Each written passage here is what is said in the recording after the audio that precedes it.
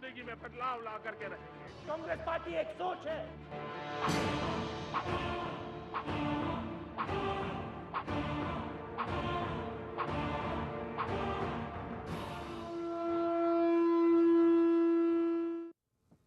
नमस्कार, महासमर 2014 में आप सभी का बहुत बहुत स्वागत है। मैं हूं प्रियंका। आज हम सबसे पहले बात करने वाले हैं दागियों के बारे में। जी हां, जब भी पार्टी नारे लगाती है और रैलियों को संबोधित करती है तो हमेशा उनका रटा रटाया एक ही बयान होता है कि अपनी पार्टी में भ्रष्टाचारियों को टिकट नहीं देंगे। लेकिन ये बात अब पुरानी होती नजर आ रही है, क्योंकि सब पार्टी में भ्रष्टाचारियों की एक लंबी फहरिस्त देखने को मिली है और सभी पार्टियां इस वक्त दागियों पर मेहरबान है। आखिर क्यों, इसे समझेंगे, लेकिन सबसे पहले ये रिपोर्ट।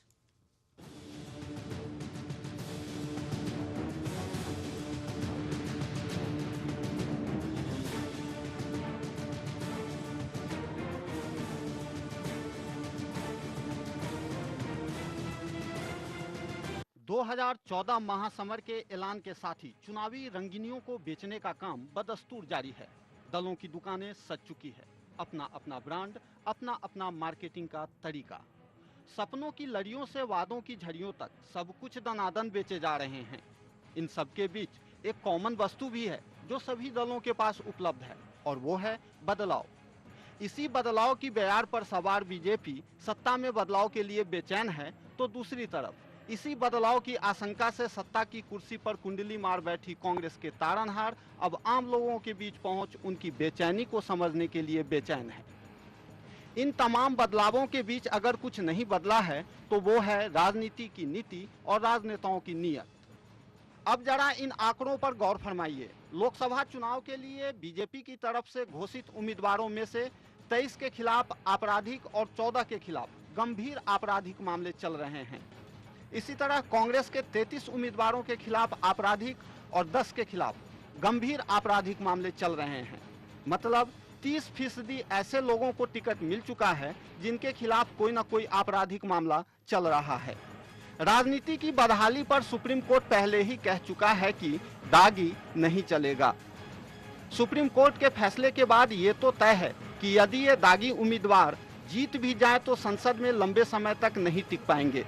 ऐसे में सवाल यही है कि ये जानते हुए भी पार्टियां दागी नेताओं को टिकट क्यों दे रही है? क्या बदलाव नारों में ही सिमट कर रह जाएगा? सुदर्शन न्यूज के लिए कुमार सुशांत की रिपोर्ट।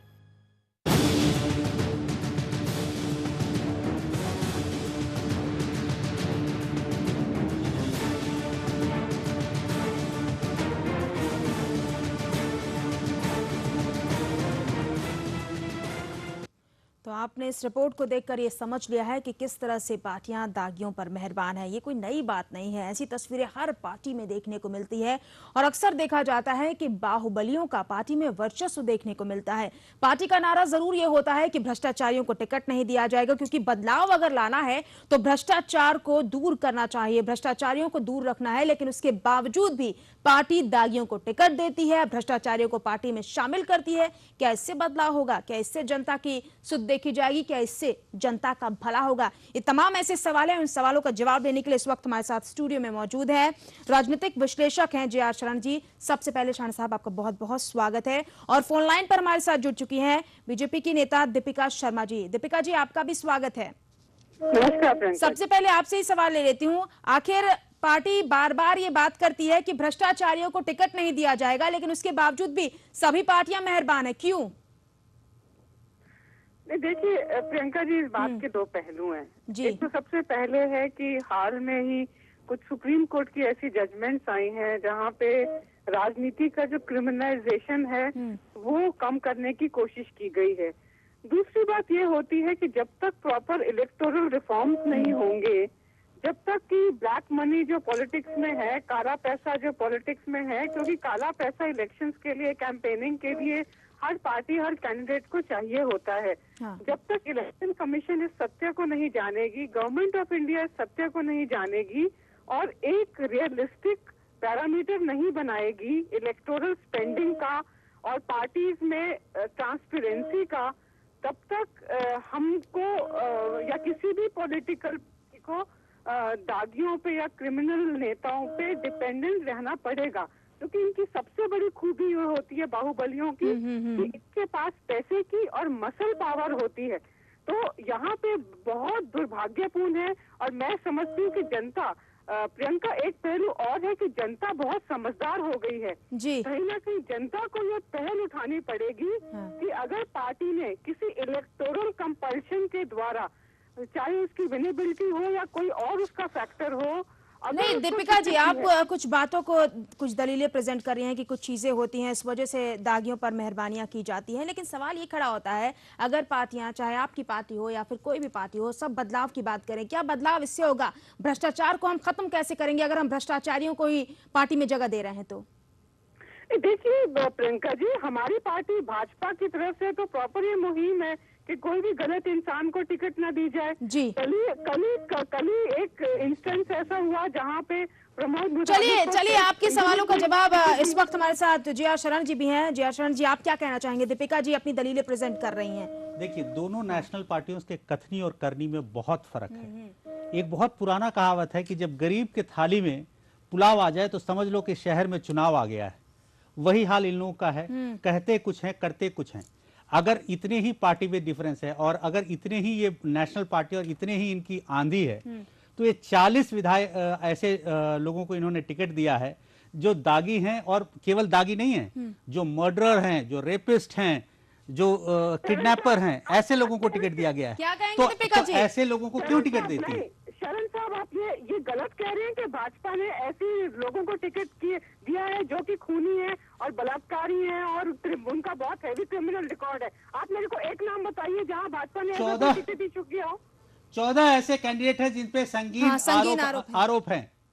नहीं, देखिए 14, एक नहीं 14। जिसके ऊपर देखिए, जहाँ पे जो भी संगीन आरोप है वो कोर्ट में केसेस चल रहे हैं। सुप्रीम कोर्ट की तो वर्डिक्ट आई गई है कि अगर कन्विक्शन हो जाए और 2 साल से ऊपर सजा हो जाए, उनको तुरंत ही वो अपनी सीट खोनी पड़ेगी। तो इसमें बड़ी बात क्या होगी? सबसे पहले तो हमारी पार्टी ने ऐसा नहीं, लेकिन यहाँ पर आपको लगता नहीं है कि नीति और नियत में फर्क नजर आ रहा है? नहीं प्रियंका, जब पार्टी ने ऐसे किसी नेता को टिकट दी ही नहीं है, शरण साहब कैसे प्रोग्राम में बोल रहे हैं कि हमारी पार्टी ने टिकटों का आवंटन ऐसे किया? लोकसभा के चुनाव है, कोई म्यूनिसिपैलिटी के चुनाव नहीं हो रहे हैं। हमारी पार्टी बहुत सीरियस है और अपनी छवि और अपनी रेपुटेशन को लेकर बहुत सतर्क है। चलिए, हमारे साथ इस वक्त आलोक शर्मा जी भी जुड़े हुए हैं। आलोक जी से बातचीत करते हैं। आलोक जी, आखिर दागियों पर पार्टियां मेहरबान क्यों हो रही हैं? देखिए, ऐसा नहीं है। राजनीति के एक ऐसा क्षेत्र है जिसके अंदर कई बार दाग जानबूझ के भी लगा दिए जाते हैं। हाँ, आप कांग्रेस पार्टी की जो कथनी और करनी की अभी बात हमारे कोई साथी कर रहे थे, मैं स्पष्ट कर देना चाहता हूँ। हमारे माननीय राहुल गांधी जी ने वही ऑर्डिनेंस फाड़ा था जिसके ऊपर मीडिया में काफी कुछ लोगों ने टिप्पणियां भी की थी। हमने वो ऑर्डिनेंस फाड़ा और हमने ही रास्ता बनाया कि दागियों को और जिनको सजाएं हो चुकी हैं उनको हम किसी भी तरह से चुनाव की प्रक्रिया में नहीं लेकर आए। तो कांग्रेस ने हमेशा चुनाव सुधारों की तरफ एवं कथनी और करनी में फर्क ना रहे, इस दिशा में ठोस कदम उठाए हैं। आलोक जी, आप लोगों का ये कहना है कि भ्रष्टाचारियों पर लगाम लगाई जाएगी, भ्रष्टाचारियों को टिकट नहीं दिया जाएगा। फिर खबरें ये भी सामने आ रही है कि 33 ऐसे उम्मीदवार हैं और खासतौर से 10 ऐसे उम्मीदवार हैं जिन पर गंभीर आरोप है, उन्हें टिकट दिया है कांग्रेस पार्टी ने। देखिए मैम, आरोप हो जाना राजनीति के अंदर एक बहुत सामान्य सी बात है। कोर्ट अपना काम करता है, डिफरेंट एजेंसी, यानी आपको लगता है आरोप लगने से कोई फर्क नहीं पड़ता जब तक वो आरोप साबित ना हो? आलोक जी, तो स्वाभाविक है वो आरोप सीरियस क्रिमिनल चार्जेस हैं, कोई नॉर्मल नहीं है, पिक पॉकेट का नहीं है, मारने का नहीं है। ऐसा कदम उठाया। आलोक जी, क्या आरोप लगना नॉर्मल बात होती है? सरल कहा जा सकता है जब तक आरोप साबित ना हो? नहीं, वो भी संगीन आरोप, मैं ये कहूँगा। क्लियर करें आलोक जी। चलिए, आप ही हमारे साथ, शरण साहब, आप तमाम लोगों की दलीलों को सुन रहे हैं, आप किस तरह से देखते हैं? सबके अपने अपने दावे हैं और जिस तरह से आलोक जी ने कहा कि आरोप है अभी तय नहीं हुए, सुप्रीम कोर्ट में है और चल रहा है। किसी पे अगर इवन मैं कहता हूं कि आप जो कथनी और करनी में फर्क नहीं है लोग क्लेम करते हैं, तो करनी में ऐसे अगर दाग लग गया तो लेट देम प्रूव कि दे आर इनोसेंट, उसके बाद टिकट दीजिए ना, अगले इलेक्शन में जलाइए। जैसे पिछली बार कांग्रेस ने सज्जन कुमार को नहीं दिया, जगदीश टाइटलर को नहीं दिया, it was a very good step. उनको आपने क्यों नहीं दिया? अब तो आप बाकी लोगों के लिए कह रहे हैं। और दिल्ली में इन दोनों नेताओं को आपने टिकट क्यों नहीं दिया? क्योंकि केवल वो दागी थे। तो जहां मन चाहे वहां रूल को अपने मन मुताबिक ट्विस्ट कर लें, तो ये तो वो हुआ ना। ये पार्टियों का यही मतलब है कहने का कि जब समय आता है तो नियमों में बदलाव किया जा सकता है। दीपिका जी, आप क्या कहना चाहेंगी? दीपिका देखिए जी, प्रियंका जी, मैं तो अपनी पार्टी का पक्ष रखूंगी और हमारी पार्टी जो है किसी भी ऐसे दागी नेताओं को या संगीन जो क्राइम्स हैं जो उनमें शरण जी कह रहे हैं फिर येदियुरप्पा साहब को टिकट क्यों दिया गया? हाँ जी, येदियुरप्पा साहब को टिकट क्यों दिया गया? येदियुरप्पा साहब के खिलाफ हम कितनी बार एक ही पॉइंट को क्लियर करेंगे कि उनके खिलाफ जो 6 सीबीआई कोर्ट थे, चार में उनको एक्विटल मिल गया और वो फ्री हो गए। दो केस पेंडिंग है। अगर उनकी कन्विक्शन होती है तो वो उनको इस्तीफा देना पड़ेगा। अभी बड़ी बात क्या होगी इसमें? जो और रेड्डी ब्रदर्स के समर्थक आप भी हैं ना? आप न्यायपालिका को मानते नहीं है क्या? क्या देश की न्यायपालिका का कोई सम्मान नहीं है क्या? इस देश में प्रजातंत्र और लॉ ही एक चीज है जो इम्पोर्टेंस रखती है। अगर आप उसी को चलिए दीपिका जी आपने कहा कि न्यायपालिका का सभी सम्मान करते हैं। सुप्रीम कोर्ट ने पहले ही ये कह दिया है कि दागी नहीं चलेंगे, दागियों को टिकट नहीं दिया जाएगा। तो यही सुप्रीम कोर्ट द्वारा एसआईटी थी जिसने येदियुरप्पा को क्लीन चिट दी है, तो आप इसमें क्या कहेंगी? बार बार येदियुरप्पा, एक भाजपा के प्रति 2002 गोधरा और एक येदियुरप्पा, इसके अलावा भाजपा के लिए नई बात की। रेड्डी ब्रदर्स, शरण साहब कुछ पूछ रहे हैं आपसे दीपिका जी। दीपिका जी रेड्डी ब्रदर्स भी हैं, आपके भी झोले में बहुत सारे एक्टर्स हैं, चिंता मत कीजिए। शरण साहब, रेड्डी ब्रदर्स तो जगन्नाथ रेड्डी तो जेल में है। नहीं, उनके समर्थक को आपने टिकट दिया है कर्नाटका से। देखिए बेशिरमालू, आप ये राजनीति है शरण साहब। यहाँ चलिए नहीं दीपिका जी, लेकिन दीपिका जी चलिए एक बात मानी जाए, क्या एक बात मानी जाए कि जब तक अपराध प्रूफ नहीं होता है, जब तक सारी चीजें क्लियर नहीं होती हैं, तब तक कोई भी पार्टी उसे अपराधी नहीं मानेगी और उसे टिकट देगी? क्लियर कीजिए।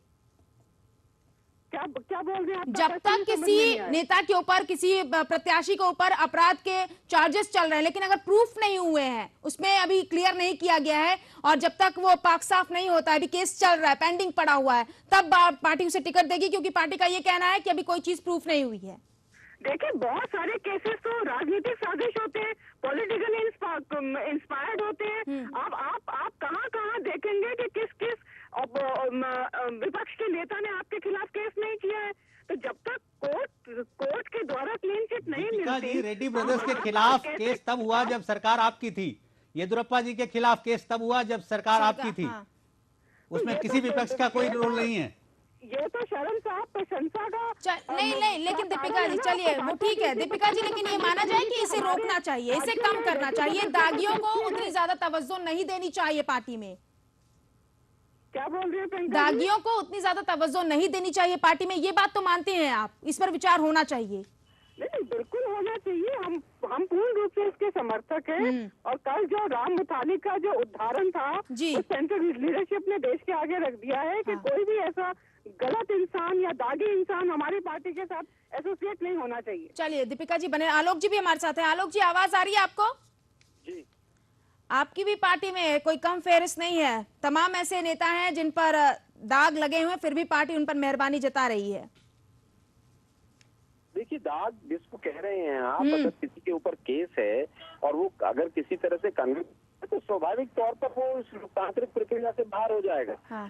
पीछे ही हमने ऐसा ऑर्डिनेंस नहीं। आलोक जी आप लोगों की नजर में दागी कौन है, यही बता दीजिए, क्लियर कीजिए, जनता भी यही जानना चाहती है, दागी है कौन आखिर? किसे हम दागी माने? जिसके ऊपर प्रूफ हो जाता है, जिस पर प्रूफ होता है वो दागी है, जिस पर प्रूफ नहीं होता है वो दागी नहीं है। एक सेकंड। नहीं आलोक जी, फिर तो सज्जन कुमार और जगदीश टाइटलर को दिल्ली में टिकट दे देते, क्या दिक्कत था? क्यों रोका उन्हें? चलिए आलोक जी की आवाज थोड़ी सी, चलिए कुछ तकनीकी खराबी की वजह से आवाज़, और अक्सर ऐसी जब सवालों का जवाब देना होता है नेताओं को, तो या तो आवाज़ में टेक्निकल फॉल्ट नज़र आ जाता है या फिर बातों को वो बचते बचाते नज़र आते हैं। लेकिन कुल मिलाकर राजनीतिक दृष्टि पर अगर देखा जाए तो संक्षेप में आपसे जानना चाहूँगी शरण साहब कि पार्टी इसे किस तरह से रोकने की कोशिश करे, और क्यों बाहुबलियों का, भ्रष्टाचारियों का इतना ज़्यादा वर्चस्व हो रहा है पार्टी में? देखिए, इलेक्शन कमीशन ने 70 लाख रुपए में एक एमपी को खर्चा का एक लिमिट दिया है। क्यों नहीं आप उस 70 लाख तक रुकते हैं? क्यों ब्लैक मनी आता है? इसके पीछे कौन है? और क्यों जीतना ही सब कुछ है? राजनीति में अब एटलीस्ट पिछले 15 साल से मैं जो देख रहा हूं वो ये है कि राजनीति में विनिबिलिटी हर चीज हो गया है, चाहे उसके लिए आपको कुछ भी करना पड़े। जी। आप किसी हद तक गिर जाएं, आप किसी की जान ले लें, आप कुछ भी कर दें, लेकिन आप अगर जीत गए तो यू आर एवरीथिंग। तो ये जो है इसका विचार करना हाँ, चाहिए, सभी पार्टियों को इस पर विचार करना चाहिए। जी। शरण साहब, अगर बात की जाए, सभी पार्टियां बदलाव की बात करती हैं, जनता भी बदलाव चाहती है, उन्हें विकास चाहिए, बदलाव चाहिए जो उनके लिए सोचे, और नेता तभी उनके लिए सोचेगा जब जनता के सुख दुख में साथ रहे। अगर भ्रष्टाचारी है, अगर उसके ऊपर कोई भी चार्जेस चल रहे हैं, पार्टियों का यही कहना है कि बहुत सी चीजों को ध्यान में रखकर ही टिकट दिया जाता है, लेकिन तमाम पार्टियों पर इस पर विचार करना चाहिए कि वो भ्रष्टाचारियों को अपनी पार्टी में जगह ना दें। इससे जनता के बीच में भी बेहतर मैसेज जाएगा। चुनाव का आगाज हो चुका है, बहुत जल्द लोकसभा चुनाव होने वाले हैं, ऐसे में आरोप प्रत्यारोप का दौर भी चल रहा है। क्या कुछ कहते हैं हमारे नेता, सुनते हैं। कि नरेंद्र मोदी जी का अगर आप देखेंगे तो ये उनके चरित्र में है, उनके काम करने के तरीके में है। जो उनको साथ देता है सबसे पहले उसी को वो निपटाते हैं। ऐसा है, दिग्विजय सिंह फटे ढोल हैं, और ये वो लोग हैं जो अपनी सियासत की बुनियाद इस देश को बांटने के, ये लोग कर्मदाता जन्मदाता हैं। इसी तरह की बात करके हमेशा अपनी सुर्खियां बनाए रखते हैं। कि शरद पवार जैसा नेता कह रहा है कि उंगली में मैंने स्याही लगाओ, उसको तुरंत मिटा करके दूसरी जगह पर वोट डालने चले जाओ, तो इसी ढंग से इन कांग्रेसियों का पतन हुआ है। भले वो एनसीपी में हो, लेकिन मूलतः तो वो कांग्रेसी हैं। देखिए, जो मोदी कहते थे कि कांग्रेस मुक्त देश चाहिए, तो उस मोदी ने भाजपा मुक्त देश जरूर बना दिया है। कांग्रेस मुक्त तो वो न कभी बना पाएंगे, पर भाजपा मुक्त देश जरूर बना दिया है मोदी ने। तो नेताओं के बीच में आरोप प्रत्यारोप का दौर चल रहा है। कोई बीजेपी पर आरोप लगा रहा है, कोई कांग्रेस पर आरोप लगा रहा है। चुनाव नजदीक है और सभी अपनी अपनी राजनीतिक रोटियां सेकने में लगे हुए हैं। और भी बहुत सारे ऐसे पहलू हैं महासमर 2014 के, जिस पर हम चर्चा करेंगे, लेकिन फिलहाल एक छोटा सा ब्रेक लेंगे, चल लौटते हैं। आपकी जिंदगी में बदलाव ला करके रखेंगे। कांग्रेस पार्टी एक सोच है।